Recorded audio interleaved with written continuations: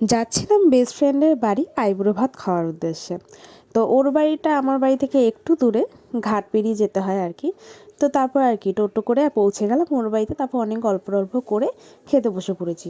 আর কত কিছু অ্যারেঞ্জমেন্ট করেছিল দেখতেই পাচ্ছ নিশ্চয়ই। ভাত, ফ্রায়েড রাইস, 5 রকমের ভাজা, মাংস, মাছ, চাটনি, কত মিষ্টি, ডাল, দই, অনেক কিছু। তো এখানেও আমাকে বলছিল যে হাঁস পোচ দে। তো আমি আর কি ওর কথা শুনেই সব কিছু করছিলাম। তো যাই হোক, তারপরে আমিও একটুখানি ভিডিও শট নিয়ে নিয়েছিলাম যে এত অ্যারেঞ্জমেন্ট করেছে। আর ও কিন্তু সব রান্না বান্না করেনি, ওর মা করেছে, ওর একটু শরীরটা খারাপ ছিল তাই।